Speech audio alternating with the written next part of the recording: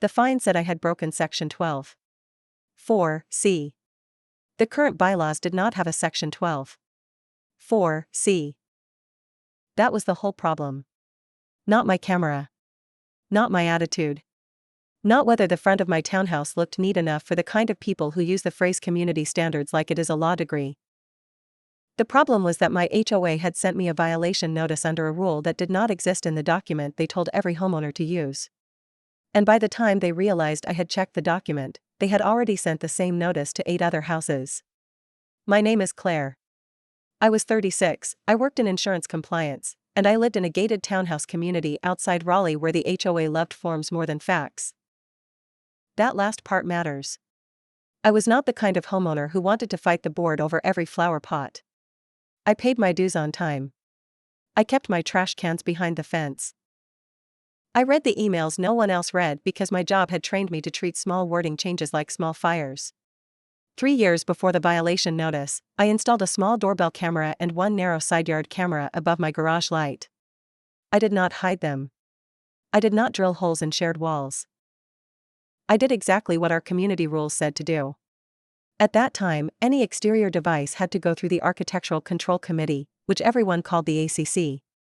The rule was annoying, but clear. You filled out a request form, attached a photo or product sheet, waited for the committee to approve it, and kept the email. So I did. I submitted the product link, a photo of the front door, the exact mounting height, and a note that the side yard camera pointed only at my own walkway and garage door. The ACC chair at the time was a retired accountant named Marlene. She replied 6 days later. She wrote, "Approved, provided cameras are not aimed into neighboring windows and exterior wiring is concealed." That was it. I saved the email in a folder called HOA, because my work brain does not let me delete approval records. I also saved the PDF of the bylaws from that year and the ACC form I submitted. I did not do that because I expected a fight. I did it because the file was already open. For 3 years, nobody said a word. The cameras sat there quietly. They recorded package deliveries, one delivery driver leaving a box at the wrong unit, and the neighbor's teenager backing into my mailbox and leaving a note before I even saw the damage. The doorbell camera actually helped the community more than once. When someone stole Christmas decorations from 3 porches, my camera caught the truck. When a delivery driver left medication at the wrong house, I found it within an hour. No board member complained then. That was also why the notice annoyed me before it worried me. The cameras were not new. They were not hidden. They were not aimed at anyone's bedroom window. They were 2 small devices in the same place for 3 years, approved under the process the HOA itself had created. And I had followed that process because I knew how associations work. The first rule is never assume common sense will matter later. The second rule is never rely on a conversation when an email can exist. I had seen homeowners get burned before. One neighbor got permission from an old board member to stain her fence, then got cited 2 years later because the permission had been verbal. Another neighbor was told by phone that his storm door was acceptable, then had to pay a fine because the management company said there was no record. So when I bought my place, I treated the HOA like a small insurance claim. If they approved something, I saved it. If they denied something, I saved it. If they changed a rule, I downloaded the rule. It was not paranoia. It was just cheaper than trusting memory. Then our HOA changed management companies. The old company was slow and boring, which I now realize was a gift. They sent late newsletters. They forgot to update the portal. They could take 10 days to answer a maintenance question. But they usually knew when not to invent a problem. The new company was called Sterling Community Management, and they arrived like a corporate rebrand had been given a clipboard. Their first email had a stock photo of a smiling family walking a golden retriever none of us had ever seen. The subject line said, "Restoring Excellence in Oak Hollow." Oak Hollow did not need restoring. It needed someone to fix the gate call box and stop the sprinklers from watering the sidewalk. But Sterling's first promise was an exterior standards audit. That phrase kept showing up. Exterior standards audit. It was in the welcome email. It was in the board summary. It was in the little postcard they mailed to every homeowner, the one that told us Sterling was excited to partner with the board in preserving property values. Property values are the HOA version of thunder. The second you hear it, you know someone is about to get wet. The postcard said all homeowners should make sure their properties matched the governing documents posted in town square. I kept that postcard too. At the time, I did not think it would matter. I just tossed it into the same folder because it had a date, a logo, and the words governing documents. The new community manager, a man named Grant, wrote that the board had authorized a full review of visible violations to bring the neighborhood back into harmony with governing documents. Harmony is one of those words people use when they are about to send bills. I read the email, rolled my eyes, and went back to work. 2 weeks later, the first orange notice appeared in the neighborhood. Then another. Then another. At first, I thought it was normal HOA theater. Someone had left a trash can out. Someone had painted a door the wrong blue. Someone had put a flag bracket 1 inch higher than the diagram. Then my next-door neighbor, Priya, texted me a picture. It was a violation notice taped to her front door. The notice said her doorbell camera violated Section 12(4)(c), which supposedly prohibited unapproved surveillance equipment visible from common areas. Priya wrote, "Didn't you get one of these too?" I had not checked my front door yet. I walked downstairs, opened it, and there it was. Same orange paper. Same paragraph. Same Section 12(4)(c). My notice said I had 10 days to remove the unapproved exterior surveillance device or submit proof of approval. If I failed to cure the violation, I would be fined $25. After 30 days, the fine could continue daily until the violation was resolved. There was a second page too. That page explained the hearing process in the coldest possible language. It said failure to respond would be treated as acceptance of the violation. It said unpaid fines could be assessed to the owner's account. It said repeated non-compliance could result in further enforcement under the governing documents. The words were designed to make $25 feel like the beginning of something much larger. That is how these notices work. The first number is small. The threat behind it is not. I stood in my doorway for a minute, reading it with the paper still taped to the glass. A neighbor walking her dog slowed down and looked at the orange sheet. She said, "You too?" I said, "Apparently." She pointed toward the end of the row. They hit half the block. That was the first warning that Grant had not reviewed individual histories. He had not checked approvals. He had not checked installation dates. Someone had walked down the sidewalk, seen cameras, and clicked a template. It looked official. It had the HOA logo, the management company's logo, my address, a reference number, and Grant's digital signature at the bottom. That signature made me smile, just a little. Because I had proof of approval. So I did what normal people would do. I replied to the notice email with my original ACC approval attached. I wrote, "Please see attached approval dated May 18, 2023. The devices have not changed since approval." I expected the issue to close. Instead, Grant replied 43 minutes later. He wrote, "The prior approval is not sufficient under current governing documents. Section 12(4)(c) prohibits visible surveillance equipment unless renewed under current standards. Please remove the device or submit a new ACC request." That sentence changed the entire shape of the fight. Not because he rejected the old approval. HOAs can change rules. They can require new applications if the documents allow it. They can be irritating and still be within their rights. The problem was that he had now used the phrase current governing documents. So I opened them. Our HOA used an app called Town Square.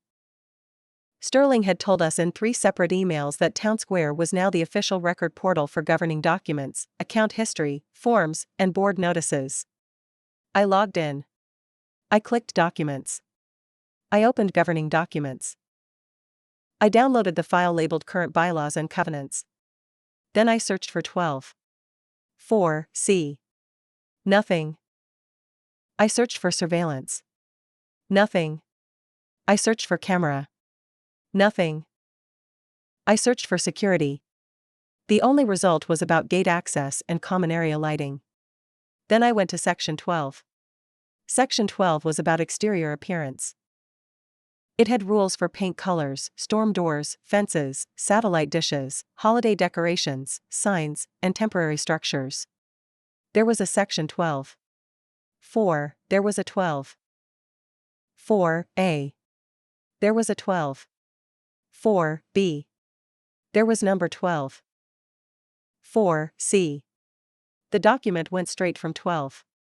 4b to 12. 5. That sounds like a tiny thing, but it is not tiny when the missing line is the line that creates the fine. I zoomed out to see if the numbering had shifted. Sometimes documents get revised and a rule moves from one section to another. So I did not stop at the first failed search. I checked the table of contents. I checked the amendment history. I checked the ACC guidelines section. I checked the separate architectural request form. I checked the design standards PDF. There were rules for satellite dishes. There were rules for solar panels. There were rules for holiday lights, even though half the board left theirs up until February. There was no camera rule. There was no surveillance rule. There was no renewal requirement for prior approvals. That mattered because Grant's email had not just said cameras were banned. It said prior approval was not sufficient under current governing documents. Current was his word. So current became mine. At first I thought maybe the PDF search was broken. So I read the pages manually. Still nothing. I downloaded the file again. Same document.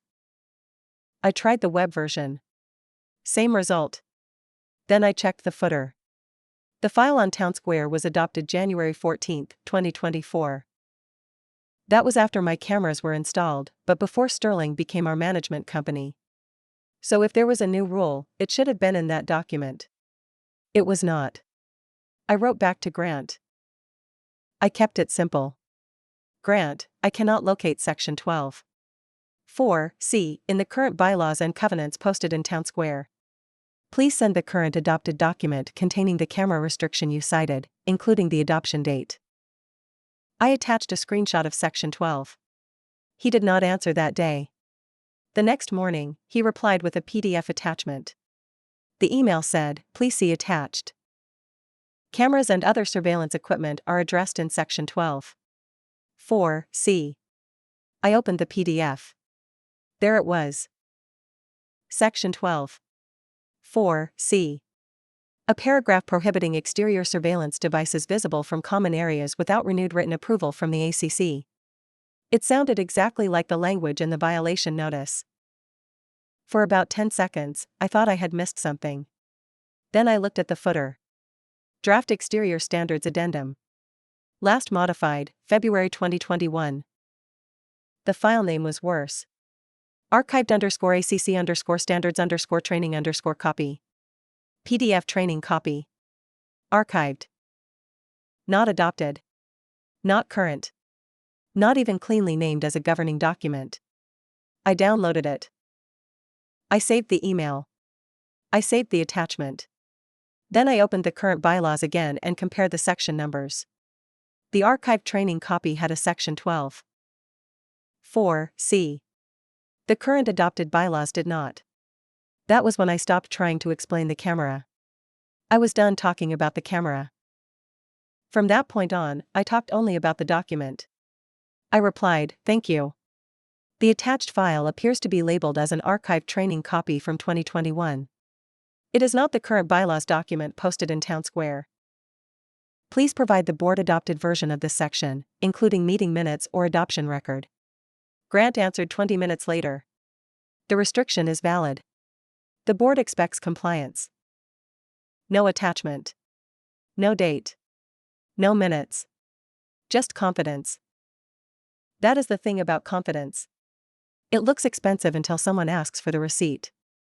I called the county recorder's office that afternoon, not because I expected them to solve an HOA fight, but because I wanted to know whether any amendment had been recorded after the January 2024 bylaws. The woman who answered was patient in the way government employees become patient when they can tell someone is trying not to sound annoyed. She walked me through the search portal. I found the declaration, several old amendments, and the 2024 restated bylaws. I did not find a 2021 camera addendum. I did not find a 2025 Exterior Standards Amendment. I did not find anything with Sterling's name on it, which made sense because Sterling was not the association. The county search was not the final authority for every internal guideline, but it gave me another date anchor. If Grant wanted to say a rule had been adopted, he needed to show where and when. Because it was in onboarding was not going to be enough. I might have let it sit there if it had only been my house. I had my approval email. I had the current bylaws. I could fight one notice. But that afternoon, Priya added me to a group text with 6 other neighbors. Every single one of them had received the same notice. One had a doorbell camera installed by the builder before she even bought the townhouse. One had a camera above her garage because her car had been broken into twice. One was an elderly man named Howard who had a medical alert camera his daughter checked because he lived alone. They all had the same Section 12. 4(c) language. 2 people had already paid the $25 fine because they thought fighting it would cost more time than the fine. One neighbor had submitted a new ACC application because Grant told him prior approvals would not count under current standards. I asked everyone to send me a redacted copy of their notice if they were comfortable. Within an hour, I had 8 notices. Same reference language. Same section number. Same cure period. Same daily fine warning. Different homes. Same non-existent rule. The notices also had something else in common. None of them mentioned prior approvals. Howard's daughter sent me his original purchase packet showing the builder-installed doorbell camera. Another neighbor sent a closing photo from the real estate listing, where the camera was clearly visible 2 owners ago. Priya found an email from the old management company saying her camera was acceptable because it replaced a standard doorbell and used existing wiring. Grant's template did not care. It treated every camera as if it had appeared overnight. That was useful. A sloppy individual notice can be excused as a file error. A sloppy batch becomes a process problem. I made a spreadsheet. I did not make it complicated. Address. Notice date. Section cited. Prior approval available. Fine paid. Camera installation date if known. I was not preparing to sue anyone. I was preparing to make the board look at the pattern before Grant could make it sound like one homeowner arguing about one device. That was the first moment I realized this was not a mistake in my file. It was a template. Someone at Sterling had built a violation template using an archived training document, then pushed it across the community like it was current law. And because most homeowners do not read bylaws for fun, the template was working. I sent one more email to Grant, this time copying the HOA board's general inbox. I am requesting a hearing on violation notice OH 4471. Please include in the hearing packet the current governing document containing Section 12. 4(c) the date that section was adopted by the board or membership, and any meeting minutes reflecting adoption. I am also requesting confirmation that the attached 2021 archived training copy is not the document currently posted as governing documents in Town Square. I did not accuse him of anything. I did not say fraud. I did not say scam. I did not say illegal. Those words make people defensive before they make them useful. I asked for records. Grant responded with one sentence. The hearing will be scheduled in accordance with community procedure. Good. Procedure was exactly where I wanted him. The board's rules gave homeowners 10 days to request a hearing and required the association to provide the evidence supporting the alleged violation if requested before the hearing. Most people never used that sentence. They either paid the fine or sent an angry email. Angry emails are easy to dismiss. Evidence requests are harder. So I sent a second message. Please include in the hearing file all documents the association intends to rely on, including the governing document containing Section 12. 4(c) the violation inspection record for my property, and any ACC record search performed before the notice was issued. Grant did not answer that one at all. That was answer enough. Over the next week, Sterling sent me a formal hearing notice. The hearing would be held by video call the following Tuesday at 6:30 p.m. The notice said I could present evidence and that the board could uphold, modify, or dismiss the violation. It also said the association's records would control. That line was a gift. I printed everything, even though the hearing was online. I printed my original ACC request. I printed Marlene's approval email. I printed the current bylaws from Town Square. I printed the page showing Section 12. 4b, ending and Section 12. 5 beginning. I printed Grant's archived training copy. I printed the file name. I printed the footer. Then I printed the 8 neighbor notices. I made a timeline with dates. May 2023. Camera approved. January 2024. Current bylaws adopted and uploaded. March 2026. Sterling begins management. April 2026. Violation notices sent under Section 12. 4c. April 2026. Grant sends archived 2021 training copy. The timeline fit on one page. That was important. When you deal with a board, especially a volunteer board, you do not bury them in 100 pages and expect them to find the knife. You put the knife on page 1 and label the handle. I also made a one-page comparison. Left side, the archived training copy Grant sent me. Right side, the current bylaws from Town Square. I highlighted the same part of Section 12. On the left, there was 12. 4c. On the right, it was gone. Under the left screenshot, I typed the file name exactly as it appeared. Archived_ACC_standards_training_copy. PDF under the right screenshot, I typed the Town Square file label. Current bylaws and covenants. I did not add commentary. I did not need to. The file names did the talking. Priya asked if she should attend too.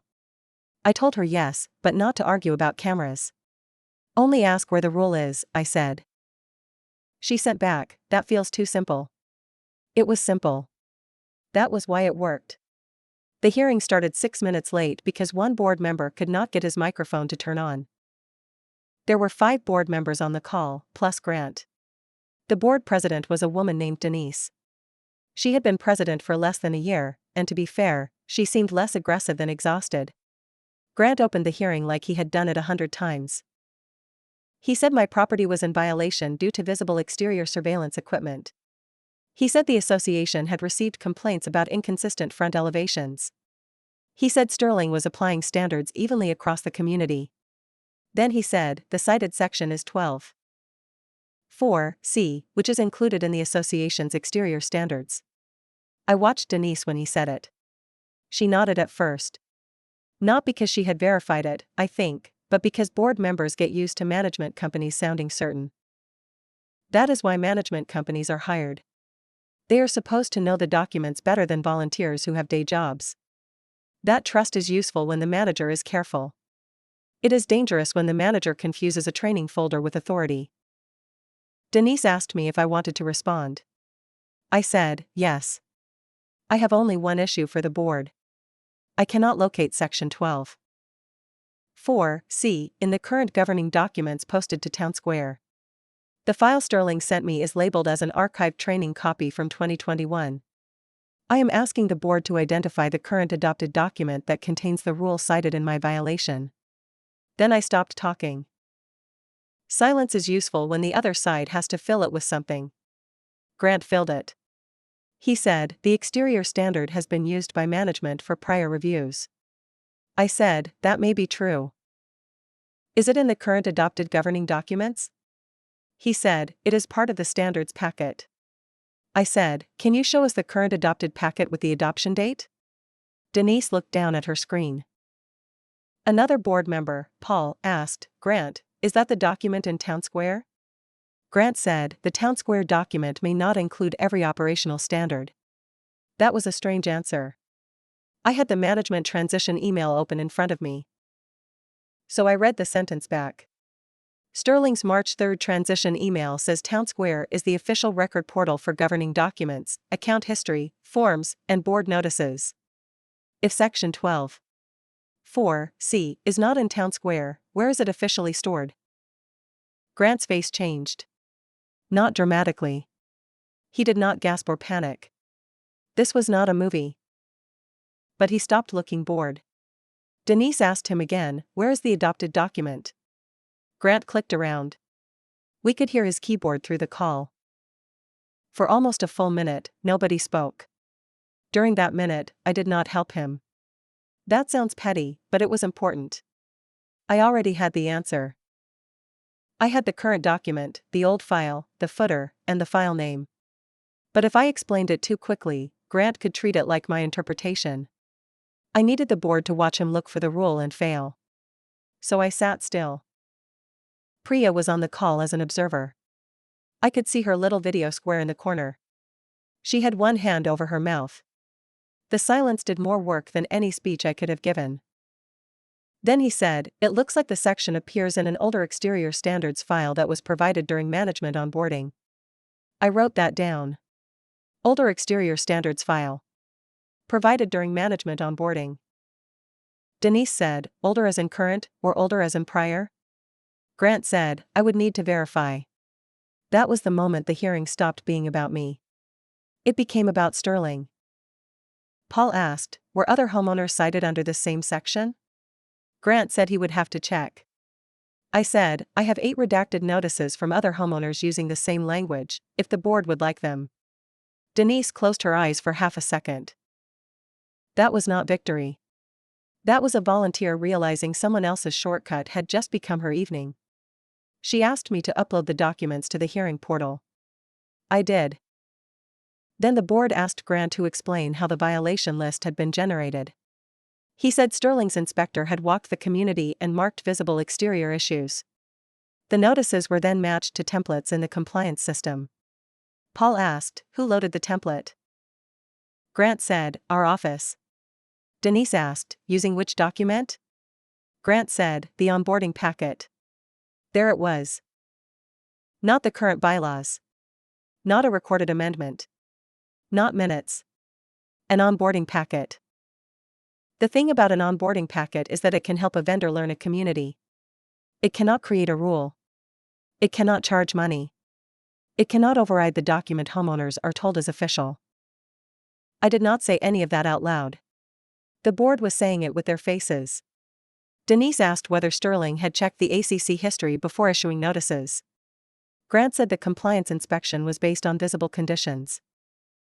Paul said, "That was not the question." I liked Paul in that moment. Grant said individual approvals could be reviewed if homeowners submitted them. I said, "My approval was submitted with my first response."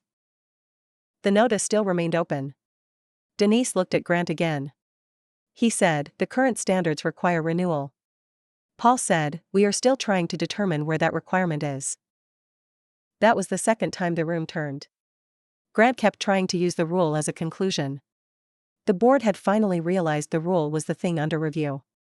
Denise turned back to me and asked whether my cameras had changed since the 2023 approval. I said no. She asked whether I had the approval email. I said yes, and I had uploaded it. She asked whether the camera pointed into any neighbor's window. I said no, and I had uploaded the original placement photo. Then I stopped again. Grant tried one more time. He said, "The association still has discretion to enforce appearance standards." That sounded strong until Paul asked, "Under what section?" Grant did not answer immediately. And that was the whole story. Not because the board liked me. Not because I gave a speech. Not because I proved cameras were morally good. Because every time Grant tried to move the fight back to taste, appearance, discretion, or community standards, the board pulled him back to the same question. Under what section? The answer did not exist. The board closed my hearing and said they would issue a written decision within 5 business days. It took 2. The email came from Denise, not Grant. The board has reviewed the violation notice issued to your property regarding exterior surveillance equipment. Based on the current governing documents available to the association and the prior ACC approval provided, the violation is dismissed. No fine will be assessed. That would have been enough for me. But the email continued. The board is also reviewing similar notices issued under the same cited section. Any fines collected under this citation will be placed on hold pending review. I forwarded it to Priya. She replied with 7 exclamation points. Within a week, the entire community got a notice from the board. It said all camera-related violations issued under Section 12(4)(c) were withdrawn pending document review. Any fines paid would be credited back to homeowner accounts. Any future exterior surveillance policy would require board review, proper adoption, and publication in the official governing documents portal. The email never said Sterling made a mistake. It did not have to. The credits showed up on homeowner accounts before the next due cycle. Priya sent me a screenshot of her ledger with the $25 charge reversed. Howard's daughter texted me a photo of his account too. The neighbor who had submitted a new ACC request withdrew it and got an email saying no new request was required unless the device changed. The amount of money was not huge. That was never the point. The point was that Sterling had found a way to turn an old internal file into a current enforcement tool. If nobody checked, that tool would have kept working. $25 here, $50 there, daily fines if someone missed a deadline, maybe legal fees later if an account got messy enough. Small wrong charges become big when the process behind them stays wrong. 2 weeks later, the board sent another update. Sterling would no longer issue first-round violation notices without board approval until all compliance templates were reviewed against current governing documents. That sentence was the punishment. Grant still had his job, at least as far as I know. But he lost the one thing he had been using carelessly: independent authority. After that, every violation notice had to cite a current section and include a link to the official document. That changed the tone of the neighborhood fast. People still complained about the HOA, because people always complain about the HOA. But the board stopped talking like the management company was a black box. Homeowners started asking for citations. Someone asked for the paint color rule and got a direct link instead of a warning. Someone else challenged a notice about a garden flag because the cited rule applied only to commercial signs. It was not chaos. It was just what should have happened from the beginning. If you enforce a rule, show the rule. If you cannot show it, do not bill people for breaking it. The funny part is that some homeowners were annoyed at me. One man in the community Facebook group said people like me made it impossible to keep standards high. I asked him which current section I had violated. He did not reply. Another person said cameras were ugly and made the neighborhood feel paranoid. I did not argue with that either. People are allowed to dislike cameras. A board is allowed to propose a camera rule. Homeowners are allowed to vote or challenge or comment or complain. That is messy, but it is at least the correct mess. What Sterling tried to do was cleaner and much worse. They skipped the adoption process and acted like an old paragraph had already won. Priya asked if she should remove hers. I told her that was up to her. The point was never that everyone had to love cameras. The point was that if the HOA wanted a camera rule, they had to pass one, publish it, and enforce it correctly. That is what people like Grant never understand. Paperwork does not only protect management. Sometimes paperwork is the only thing standing between a homeowner and someone who thinks a template is the same thing as authority. About a month after the hearing, I got one last message from Grant. It was very polite. Painfully polite. He said Sterling was updating its records and asked if I could send my original ACC approval again for their permanent file. I did. I attached the same email I had sent at the beginning. Then I added one sentence. For clarity, please store this approval with the current governing document rather than the archived training copy. He never replied. I saved the dismissal email, the withdrawn notice, the old PDF, and the current bylaws in one folder. The folder name was simple. Rules that were not rules. Because the fine disappeared for one reason. The rule did not exist where they said it did. That was one HOA learning that a rule has to survive contact with the current file. The next story is smaller, cheaper, and much funnier, but it comes from the same mistake. A property manager wrote a rule without thinking about what would happen if someone followed it exactly. My name is Rachel. I was 29 when I lived in base housing with my husband, and I had one thing on that property I actually liked. My herbs. The house was beige. The fences were beige. The maintenance office had beige chairs under fluorescent lights. But my little back patio had basil, mint, rosemary, thyme, and oregano in bright ceramic pots. I kept them neat. Nothing hung over the walkway. Nothing blocked the meter. Nothing touched the siding. Then housing management sent a notice. It said all plants in the back patio area had to be planted directly in the ground. No freestanding pots. No raised containers. No exceptions unless medically necessary. I read it twice because it made no sense. The ground behind our unit was not a garden. It was a strip of hard dirt with 2 sad shrubs and a drain cover. The whole reason I used pots was because maintenance sprayed the soil twice a year and the drainage was terrible. I emailed housing and asked if herbs in small pots counted. They said yes. I asked if I could keep the pots on a plant stand against the fence. They said no.